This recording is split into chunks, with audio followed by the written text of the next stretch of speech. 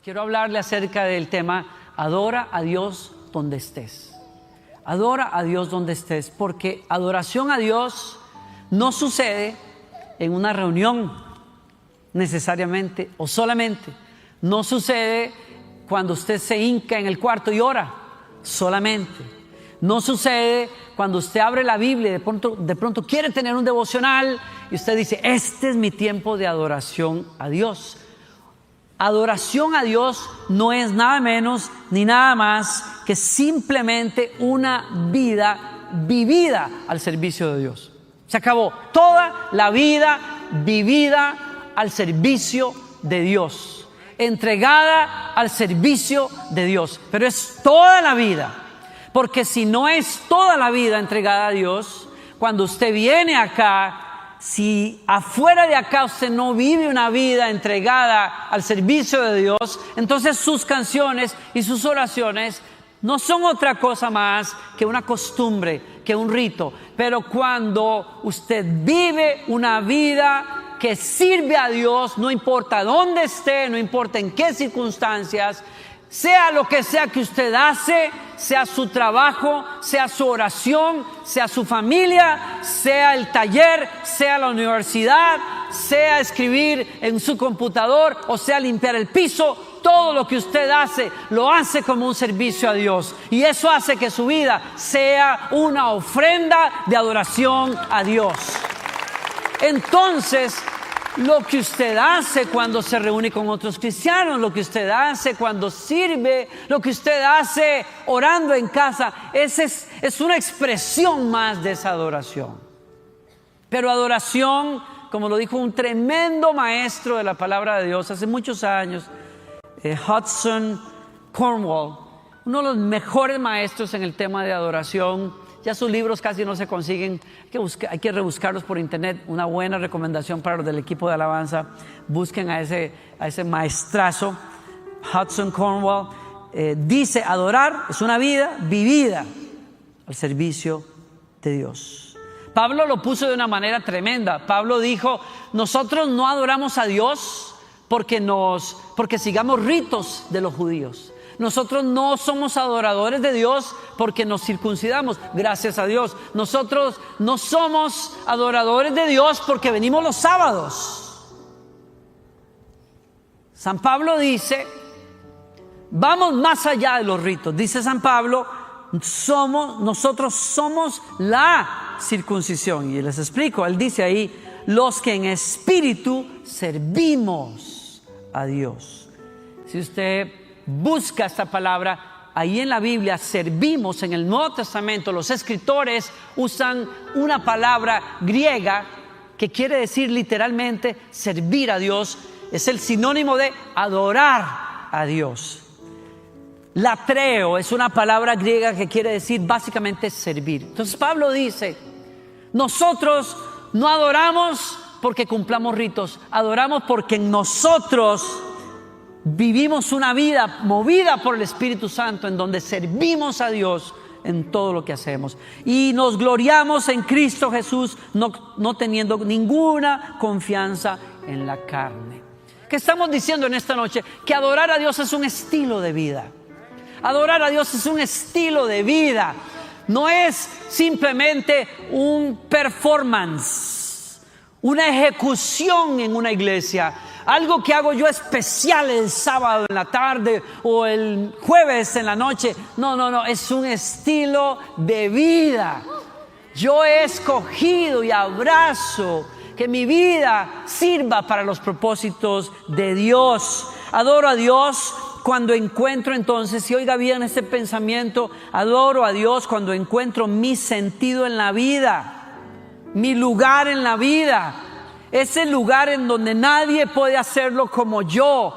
Yo encuentro mi profesión, yo encuentro mi vocación, yo encuentro mi deleite en ser esposo, en ser padre, en ser hijo, en ser profesional. Y al encontrarlo, lo uso para que se extiendan los propósitos de Dios en la tierra. Eso es adoración. Eso es adoración. Y entonces, cuando uno entiende eso, uno deja de pensar que los adoradores son los que estamos parados aquí cantando. Cuando uno sabe eso, uno deja de pensar que los levitas, como les llaman en algunos círculos evangélicos, ay, ahí van los músicos, los levitas. No, señores, en el Nuevo Testamento no hay levitas. Hay hombres y mujeres lavados por la sangre de Cristo, llenos del Espíritu Santo, que viven su vida allá afuera para la gloria de Dios, para servir a Dios, y son profesionales, y son arquitectos, y son madres, y son padres, y son ebanistas, y son en fin, escritores, son actores, y no importa donde quiera que van, no importa lo que hagan como profesión, encontraron deleite en hacerlo, y al hacerlo lo hacen para extender los propósitos de Dios aquí en la tierra. Eso es adoración. Cuando yo encuentro contentamiento en lo que mi vida es, me convierto en la mejor música de adoración a Dios. ¡Wow! Me encantó ese pensamiento. Por eso fue tan poderosa esa canción que por tantos años sonó en Latinoamérica. No sé si ustedes se acuerdan de ese grupo espectacular, Torre Fuerte. Uno de los mejores bandas que hayan salido de música cristiana en el mundo. De México, por cierto, que viva México, que Dios bendiga México.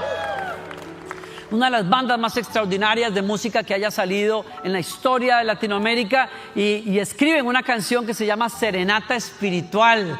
Y ellos dicen: yo no quiero cantar por cantar, yo no quiero ofrecer oraciones, yo soy una serenata para ti, Señor, porque todo lo que yo hago, donde yo vaya y lo que yo haga, es mi ofrenda a ti, Señor, es mi adoración a ti. Esa es la mejor manera de vivir. Usted tiene que abrazar eso.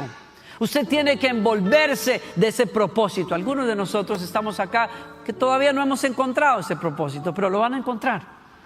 Algunos estamos ahí pues ocupados en ciertas cosas, estudiando y tal, pero decimos: no, pero es que esto no es lo que yo quiero hacer toda la vida. Pero con la ayuda del Espíritu Santo y un poquito de análisis hacia su corazón, usted va a encontrar cuál es su lugar en el mundo, y cuando lo encuentre, hágalo para la gloria de Dios. Sirva a Dios a través de esas cosas.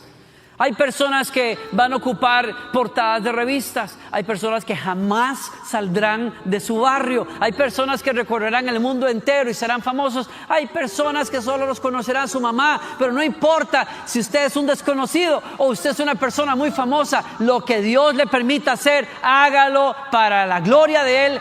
Disfrútelo y sirva a Dios con eso. Todos nosotros felicitamos al chico que vino a ofrecer los panes para que Jesús hiciera aquel milagro de multiplicación, pero nadie piensa en la mamá que preparó los sándwiches. Esa es una adoradora. Esa mujer le dijo: váyase, si usted quiere escuchar a Jesús, yo le doy permiso de que se vaya, pero tome, llévese este pancito para el camino, llévese esas tortillas. Uno nunca sabe, quizás te dé mucha hambre, o quizás Dios quiera pedirte eso. No sabía esa mujer que cuando ella estaba haciendo esas tortillas esa mañana, ella estaba adorando a Dios, porque iba a proveer para miles de personas cuando se entregaran en la mano de Jesús. ¡Qué belleza! Entonces, adorar a Dios no tiene que ver con una plataforma, no tiene que ver con un talento, no tiene que ver con una buena voz, no tiene que ver con que seas famoso, no tiene que ver con que seas un líder en una iglesia, no tiene que ver con que tengas un título. Tiene que ver con que abraces un propósito en la vida. Cuando tú descubras para qué eres bueno en la vida, úsalo para la gloria de Dios. Bendice a Dios y bendice a los demás con tu vida.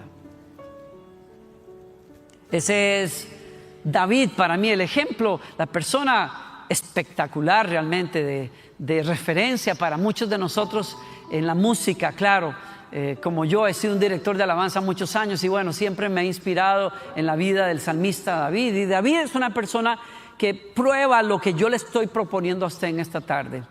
Su vida entera, no importa cuál faceta sea, no importa qué oficio lo ocupaba, no importa en altos o bajos, en valles, en montañas, en desiertos o palacios, siendo perseguido o siendo aplaudido, ese hombre vivía para servir a Dios, vivía para la gloria de Dios. Y creo que Dios quiere usarlo como una inspiración para nosotros en varias etapas de su vida. Por ejemplo, quiero que tome nota, cuando era pastor, el punto de partida de David en su caminar con Dios es siendo un pastor en desiertos solitarios cuidando las ovejas de su papá. Nadie lo pelaba, nadie sabía quién era, pero en esos años solitarios de jovencito, algo pasó en las noches largas mientras cuidaba ovejas. Ese muchacho aprendió a construir instrumentos de música, se construyó una lira, se construyó una especie de arpa, y en esas noches aburridas en que no había ni celulares ni internet, gracias a Dios, no tenía que distraerse con un montón de babosadas. Él simplemente adoraba a Dios con su música, él hablaba con Dios, él se conectaba con Dios. Bendito sea Dios por eso. Bendito sea Dios por esa escuela tremenda que es la soledad. Yo sigo insistiendo que algunos de nosotros necesitamos desintoxicarnos de ese montón de tonterías y trivialidades que nos ocupan todo el día. O es así como era. Dicen que cuando yo hablaba de browsing, lo estaba haciendo, creo que era así o así, no sé, pero como sea. David pasaba horas enteras y algo pasó en la soledad. Es que la adoración no se descubre necesariamente cuando hay mucha gente. Usted puede probar un poquito. Por eso preparamos música y por eso hay personas que se dedican y oran y se preparan para cantar, porque la música puede ser un instrumento para que usted descubra cómo adorar a Dios, pero no lo asegura. Puede ser que usted diga, ay, qué bonito ese momento, sentí algo especial, voy a ir a casa a tratar de buscar más de eso. Y es en la soledad donde usted puede descubrir la belleza de la presencia de Dios, de conectarse con Dios, de pensar en Dios, de escuchar la voz de Dios. Y ahí David descubrió su pasión de pasiones, que él era un adorador. Y a partir de ahí, usted no lo ve jamás buscando ni posiciones, ni títulos, ni importancia. El tipo se satisfizo al encontrar que él había nacido para proclamar adoración a Dios, para conectarse con Dios, para conocer a Dios íntimamente. Y eso lo hizo toda la vida. Y usted verá que en otro momento el profeta Samuel viene y quiere ungir al próximo rey en Israel. Y usted sabe que David es hijo de Elí y Elí tiene muchos hijos. Y el profeta reúne a todos los hijos para cenar. Pero cuando los ve pasar a todos dice, ¿no será que te falta alguno por ahí? Qué raro, a los papás nunca se les olvida ninguno de sus hijos, pero a veces puede pasar. O sea, yo tenía una amiga mía que es directora de alabanza, que era la mujer más despistada del mundo, más despistada que yo. Y entonces era tan despistada que una extraordinaria cantante, un increíble cantante, y en Puerto Rico. Y entonces, ¿qué pasaba? Que ella terminaba de dirigir la alabanza y entonces comenzaba a saludar a todo el mundo en una iglesia mediana allá en Puerto Rico, y le encantaba conversar. Es una mujer exquisita para conversar con ella. Esa saca temas así por 4 horas y uno no se la acaba con ella. Y termina de saludar a todo el mundo y se iba corriendo al ver que era hora del almuerzo, y agarraba el carro y se iba, llegaba a la casa, tiraba las cosas, comenzaba a preparar el almuerzo, y de pronto decía, ay, espérame, ¿y mi hijo? ¿Dónde está? Entonces salía corriendo y llamaba a alguien. ¿Alguien ha visto? Sí, aquí está, que lo dejaste. No, ¿cómo va a ser? Y entonces se regresaba a la casa. Y una vez yo estaba predicando en esa iglesia, yo no sabía esto, pero yo estaba muy conmovido leyendo al profeta Isaías, que dice de parte del Señor, se olvidará la mujer del hijo que dio a luz. Y yo estoy casi llorando cuando digo eso, y la gente comienza a reírse. ¿Por qué se están riendo? Porque nosotros conocemos a una que sí. Los hijos han pasado tanto por ese momento que a veces llegan al final de la reunión y le agarran a la mamá así el vestido y se lo mueven y le dicen, mamá, por favor, no te olvides de mí, no me dejes, ¿no? Quizás yo no entiendo qué pasó con Isaí, pero no se acordó que su hijo estaba cuidando las ovejas. ¿Saben qué? A David no le importó. Vino, se sentó, y el profeta lo vio, lo ungió como el próximo rey sobre Israel. ¿Y saben qué hizo después de que lo ungió? Dice la Biblia, el Espíritu Santo vino a David a partir de ese momento. Es lo que dice la Biblia. Samuel tomó el cuerno, lo ungió en medio de sus hermanos y desde aquel día en adelante el Espíritu de Jehová vino sobre David. ¿Qué hizo David después de eso? Yo no sé, yo me pongo en las sandalias de David, ¿no? ¿Y qué hubiera hecho usted si usted supiera a través de un profeta que el presidente o el rey ya no va a seguir ahí porque Dios dijo yo lo desecho? Ahora voy a buscar un hombre conforme a mi corazón. Y cuando hubiera anunciado eso, de pronto dijera, tú eres esa persona, ven para acá. Y de pronto el profeta de Dios te unge con aceite y el Espíritu Santo te llena. Tú nunca has experimentado el Espíritu Santo antes. Yo no sé qué habrá sentido David, pero yo me imagino que habrá sentido una paz extraordinaria. Yo no sé, el Espíritu Santo vino sobre él. ¿Qué hubiera hecho usted? ¿Qué hubiera hecho yo? Yo no sé. Yo digo, bueno, si a mí me hubiera pasado eso, de pronto hubiera hecho, yo como que hubiera salido ahí como... Gloria a Dios. Gloria a Dios. Yo sabía que el Señor tenía que levantar a alguien mejor que ese sinvergüenza de Saúl.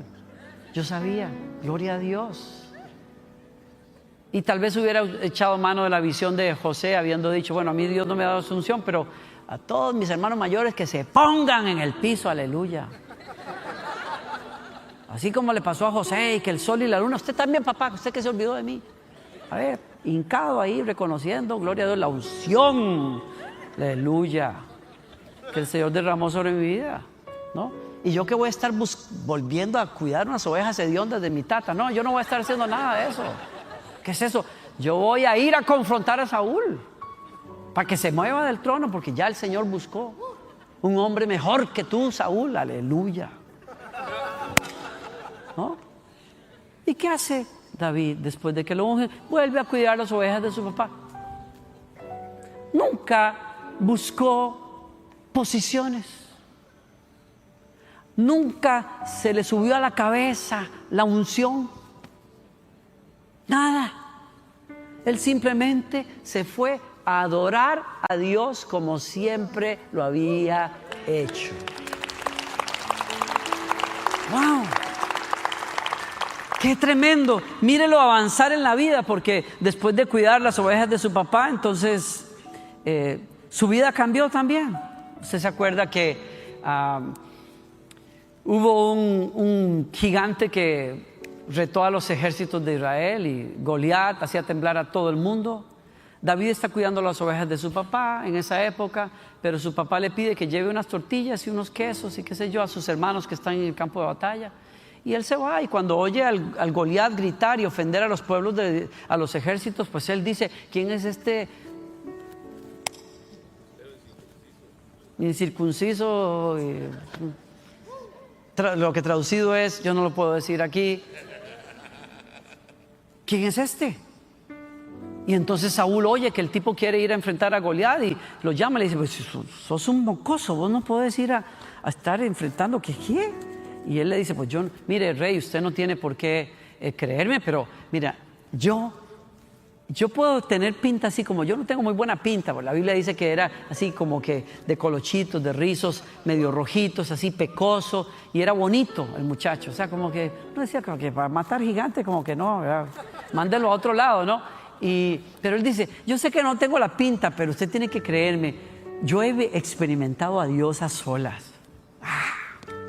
Yo he experimentado a Dios a solas.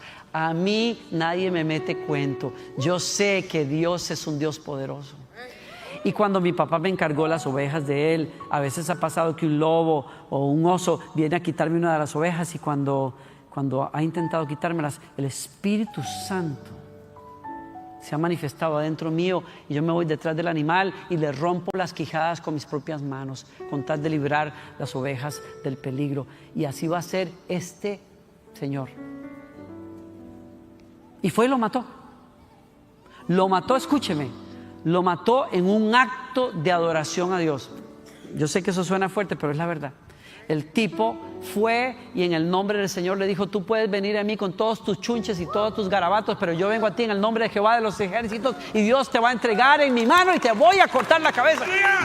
Y van a saber que hay Dios en Israel, porque el celo de Dios está dentro mío. ¿Y qué pasó después de eso? Ya no pudo volver a su casa. porque el rey dijo, caray, pues este muchacho se la trae, ¿no? Y entonces la historia cuenta que Saúl estaba atormentado por un espíritu porque había dejado al Señor y ahora abrió la puerta al enemigo. Y entonces alguien por ahí le dijo al rey, tú tienes que buscarte un muchacho que toque bien, que tenga el Espíritu Santo dentro de él. Y dijeron, pues el muchacho, el otro, aquel que conociste. Sí, en serio, sí, tráiganlo. Y entonces viene una etapa nueva en la vida de David y deja de ser el que cuida las ovejas de su papá y se convierte en el asistente personal del rey. Y el día del debut, el debut de él, cuando le dijeron, es que, ¿saben qué pasa? Uno nunca sabe lo que Dios tiene cuando uno hace lo que tiene que hacer, ¿no? Y cuando ese año pues abrieron el concurso The Voice, lo ganó David, y entonces, bueno, olvídense, dijeron, no, nadie, el mejor es ¿no? Y entonces lo llaman, ¿no? Y claro, cuando usted se puede imaginar que usted se haya ganado el concurso y digan, vas para Palacio. Usted se imagina, usted dice, ya se acabó, yo no vuelvo a este cochinero acá, yo me voy para el palacio, gloria a Dios. Es que el Señor promueve, ¿no? Y entonces, y lo promueven, ¿no? Y el tipo va feliz y los soldados van, sí, tranquilo, mijo, tranquilo, ya le vamos a explicar qué tiene que hacer. ¿Y a dónde voy? No, vas a las habitaciones reales. Y el tipo, wow, qué increíble, y no me hubieran peinado, qué sé yo. Y le abren la puerta y él dice, ¿y qué hago aquí? Pues, no, entre, mijo. Y lo entran y le cierran la puerta y le ponen candado. Y está todo oscuro ahí, lo único que se oye es como un oso gruñendo así en el fondo del cuarto. Y el tipo comienza a golpear las puertas y dice, ¿qué pasó? ¿Qué tengo que hacer? Y le dijeron, mijo, cante por su vida. Mijito, cante. A uno que gana The Voice, pues le ofrecen quizás grabar discos y contratos con compañías grandes. A David lo pusieron a cantarle a un loco endemoniado que era el rey. Pero cuando ese tipo abrió el estuche de su guitarra y saca la guitarra y comienza a tocar, el ambiente espiritual cambió de inmediato. Porque era un adorador de Dios. Cuando estaba en el campo o cuando estaba delante de un endemoniado o cuando estaba en el campo de batalla, era un adorador de Dios. El tipo no estaba actuando cuando le pedían que cantara algo, el tipo estaba viviendo quién era él. Y es lo que Dios nos llama a nosotros. No nos llama a ejecutar adoración, nos llama a hacer adoración donde quiera que estamos nosotros. ¿Alguien está conmigo acá?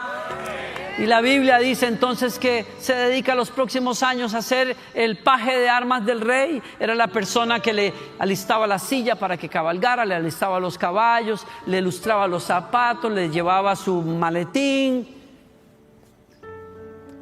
le buscaba su pijamita en la noche, lo vestía y le cantaba para que se durmiera el tipo, porque el tipo no podía dormir, no había Valium en esos años, ni tampoco ninguna pastilla por ahí para dormir. Entonces el tipo cantaba con su guitarra y Saúl se quedaba dormido. Ese era el que había matado gigantes, el ungido que tocaba la guitarra como nadie más, era el que tenía que traerle la sopita y arropar al rey. Y la Biblia dice que el rey se enamoró de ese muchacho. No quiso dejarlo ir a su casa.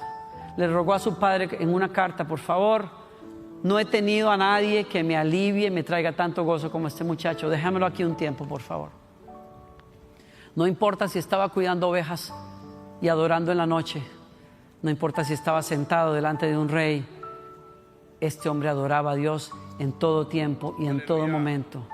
Como músico adoraba a Dios, como pastor adoraba a Dios, como guerrero adoraba a Dios. Wow. La historia nos cuenta a nosotros que se convirtió en un héroe nacional y comenzó a pelear por los ejércitos de Israel, y donde quiera que él iba, la mano de Dios estaba con él. Pero eso le costó caro. Ver el respaldo de Dios le costó caro, porque entonces Saúl le tuvo celos. Y usted sabe que intentó matarlo 3 veces.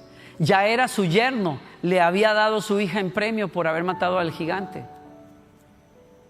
Pero le tuvo celos. Intenta matarlo, tiene que huir por su vida. Y los próximos años de David, después de haber sido una persona fiel y una persona recta, íntegra, se le paga de la peor manera. Se le paga siendo un hombre que huye, huye como un criminal. Después de ser héroe, es un criminal. Aparece en todos los programas de televisión, el más buscado por el FBI, el más buscado por el Interpol. Si lo buscan, si lo encuentran en alguna frontera, tráiganselo al rey. Y como si eso fuera poco, la Biblia dice que allá en los años de destierro, en medio de persecuciones y de olvido, de soledad, sabiendo que Él es un ungido de Dios, en medio de esos años difíciles, se le unen 400 hombres que lo encuentran en una cueva que se llama la cueva de Adulam. Y dice la Biblia que ojalá hubieran sido gobernantes, y hubieran sido intelectuales, y hubieran sido abogados que quizás le hubieran ayudado a ganar un caso, lo que fuera. Pero no, la Biblia dice, y se juntaron con él todos los afligidos. Al perro flaco se le pegan todas las pulgas. O sea, tras de que el tipo no tenía problemas, se le unen todos los afligidos y todo el que estaba endeudado. No, juegue, o sea, uno dice, pero por lo menos un hombre rico que le hubiera llegado para ayudarlo, qué sé yo, tenía muchas necesidades en el desierto. No, todos los endeudados se le pegaron, y todos los que se hallaban en amargura de espíritu. O sea, la cosa es seria, ¿no? Afligidos, endeudados y los que estaban bien amargados. Y dice la Biblia, y fue hecho jefe de ellos. Y tuvo consigo como 400 hombres. En el peor momento de su vida, desterrado, olvidado, desechado, perseguido, de cueva en cueva, con 400 hombres que no sirven para nada. ¿Ok? Algo hizo ese hombre en esas cuevas que nos da un testimonio a nosotros. En los momentos más difíciles de la vida, adoró a Dios igualmente como lo hizo en el palacio y como lo hizo en los campos. Y cuando adoró a Dios, cambió la vida de esos hombres. Cambió la vida de esos hombres. ¡Wow! Usted sabe qué clase de testimonio de fe es este hombre para nosotros. La Biblia nos enseña que el Salmo 34 fue escrito probablemente por David en sus años más difíciles. Y oiga el secreto de lo que él hizo en esa cueva. Dice, bendeciré al Señor en todo tiempo. Continuamente estará su alabanza en mi boca. En el Señor se gloriará mi alma. Escuche esto. Lo oirán los humildes, lo oirán los endeudados, lo oirán los amargados, lo oirán los 400 hombres que no tienen hoy futuro y se regocijarán en Dios. ¡Wow!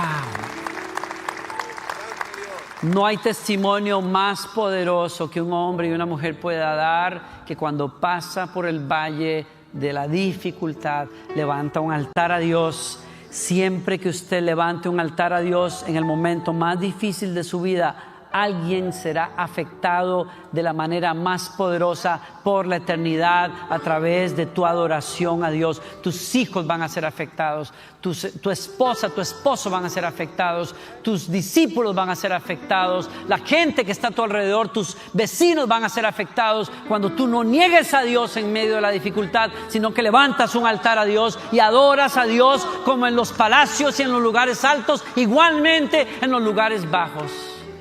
Esa adoración cambia a las personas y convirtió a los endeudados y a los miserables en los hombres fuertes de David. Si usted lee la historia, usted se va a encontrar un capítulo entero que describe a los valientes de David y las proezas que hicieron todos ellos, porque hubo un hombre que les dio el testimonio. A Dios se le adora en todo tiempo, cuando eres rey, cuando eres perseguido, cuando eres pastor, cuando estás olvidado, tú adoras a Dios. Porque adorar a Dios no es una cuestión de domingo. Adorar a Dios es un estilo de vida. Tú vives para Dios constantemente. Y por último, como rey, escribe uno de los salmos más bellos y más poderosos cuando finalmente llegó a ser rey. El Salmo 131, y termino con esto. Señor, miren qué belleza de palabras. Mi corazón no es soberbio, ni mis ojos altivos, ni ando tras las grandezas, ni en cosas demasiado difíciles para mí, sino que me he calmado y acallado mi alma, como un niño destetado en el regazo de su madre, como un niño destetado reposa en mí mi alma. Y ese es el rey que Dios sentó en un trono. No era una persona que estaba esperando, bueno, cuando a mí me llamen, no, cuando a mí me pongan, entonces yo voy a dar lo mejor. Bueno, cuando crezca quizás mi cuenta de Twitter, entonces voy a querer ser una influencia para los demás. No. El tipo no buscaba esas cosas. El tipo buscaba adorar a Dios con su vida. Yo creo que Dios te está dando una clave, me está dando una clave a mí para vivir la vida de una manera distinta. Como dijo Pablo, todo lo que hacéis de palabra o de hecho, hacedlo todo en el nombre del Señor Jesús, dando gracias por medio de Él a Dios el Padre. Algunos de nosotros estamos en lugares altos hoy y Dios nos llama a que le adoremos. Otros de nosotros estamos en lugares difíciles, en cuevas de Adulam. ¿Qué estás haciendo en esa cueva? Dios te llama a que lo adores y lo honres a Él con tu vida. Algunos de nosotros tenemos trabajo, otros no tenemos trabajo. Dios te llama a que lo adores igual. Algunos de nosotros somos profesionales, otros de nosotros estamos lidiando con un oficio que apenas nos da, pero no le hace. Dios te llama a que le adores. En mis años de universitario, por varias razones económicas y qué sé yo, yo tuve que salir de estudiar durante el día en la universidad y llevar cursos de noche y buscar trabajo en el día. Y el primer trabajo que yo encontré fue ayudándole a un señor que se llamaba Juan, que era el papá de una chica que yo traje a los pies del Señor. Y Juan era un buen hombre, hablaba hasta por los codos. Eso sí, hablaba hasta por los codos. Entonces él tenía un negocio ¿cómo se llama? Bueno, se me fue la palabra, sería como, sí, vendía de todo. Tenía un camioncito y vendía de todo. Tenía un montón de tienditas alrededor de la ciudad de San José y que él repartía desde cosas, ropa, hasta gasillas o qué sé yo, regalos de Navidad, muñecas, de todo, ¿no? Así es que estuve con él como, yo creo que fueron como unos 8 meses o 9 meses trabajando con él, ¿no? Y al principio pues yo dije, pues estoy ganando dinero y está bien, no importa. Lo importante es que estoy supliendo para mí y para la casa, ¿no? Y en las noches iba a la universidad. Pero conforme pasó el tiempo y yo me quedaba sentado en ese camión esperando a que él recibiera las órdenes, 2 horas conversando, 3 horas, y yo encerrado en un camión comencé a observar lo que estaba haciendo mi vida en ese momento. Tenía unos proyectos importantes de vida en la universidad, eran mis sueños, varias cosas. Estaba también aplicando para venir a un instituto, un seminario bíblico en los Estados Unidos, y estoy sentado en un camión de abastecedor. Y en algún momento dejé de hacer las cosas con ganas y comencé así como que 20 gasillas, ok, 20 gasillas, que no sé qué, 2 muñecas, que no sé qué, y comenzamos a chocar él y yo. Y comencé yo a chocar conmigo mismo por estar encerrado ahí. Y alguna vez recuerdo estar sentado ahí esperando a que viniera la orden y vi pasar el autobús de la universidad. Y ahí fue que me cayó el 20 y me sentí miserable. Me sentí miserable. Y dije, ¿qué rayos estoy haciendo yo aquí? ¿Qué estoy haciendo yo aquí? Y la única razón que me sostenía allí era mi familia. No tenía ganas de estar ahí. No disfrutaba para nada ese trabajo. Lo veía como un estorbo porque yo decía, pues, bueno, me voy a poner a leer la Biblia un rato, pero es que este no es el lugar para estar leyendo la Biblia. Yo vine a trabajar aquí. Y en algún momento se me zafa esa oración donde le digo, Señor, ¿cuándo me vas a sacar de acá? Y me dice el Señor, le habla a mi corazón y me dice, cuando lo hagas para mí.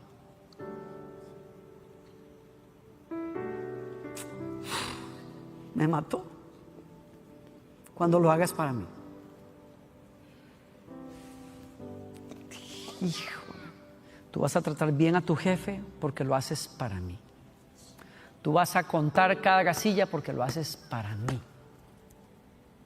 Tú vas a levantarte temprano y vas a estar a tiempo cuando ese hombre llegue porque lo haces para mí. Tú vas a dar gracias todas las tardes cuando ese hombre te deje en tu casa porque lo haces para mí. Y cuando lo hagas para mí, yo voy a hacer para ti lo que solo yo puedo hacer para ti.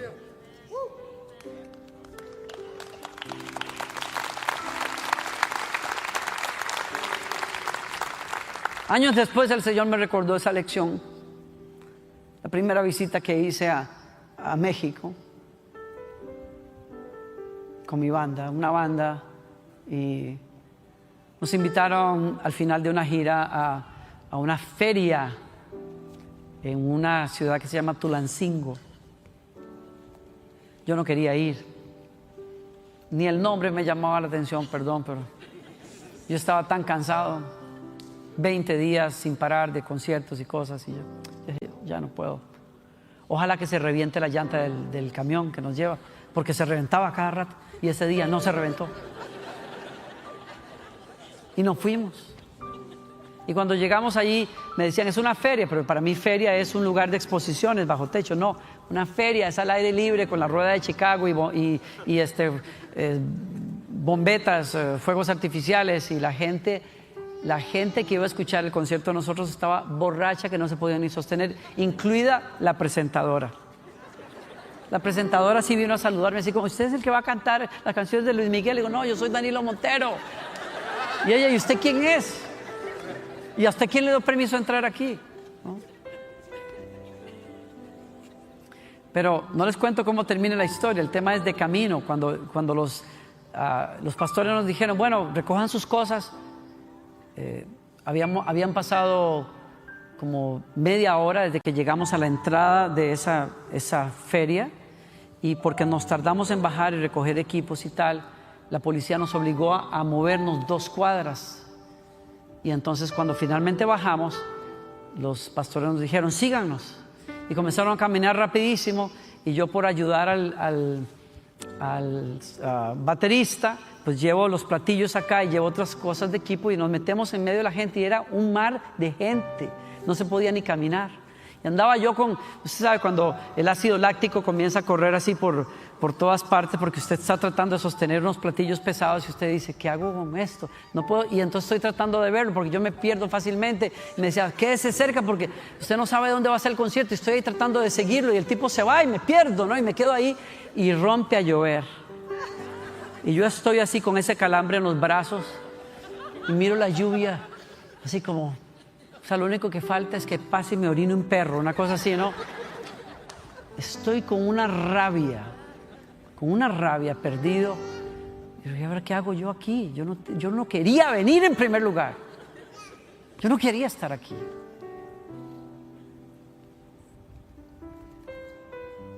Y me recuerdan aquel mensaje. Cuando tú lo hagas para mí, yo haré por ti lo que solo yo puedo hacer por ti. Alguna vez me dijiste, me dijo el Espíritu Santo, heme aquí, envíame. Y me dijo, ahora es cuando. Así es que me armé, agarré los platillos con más ganas y dije, sí, Señor. Mi adoración no es lo que voy a hacer subido en la plataforma. Mi adoración es como yo vivo abajo de la plataforma. Tu adoración no es lo que haces en esa silla hoy. Comienza cuando sales de aquí. Porque es una vida rendida al servicio de Dios. Aleluya. ¿Quién recibe esa palabra en esta noche?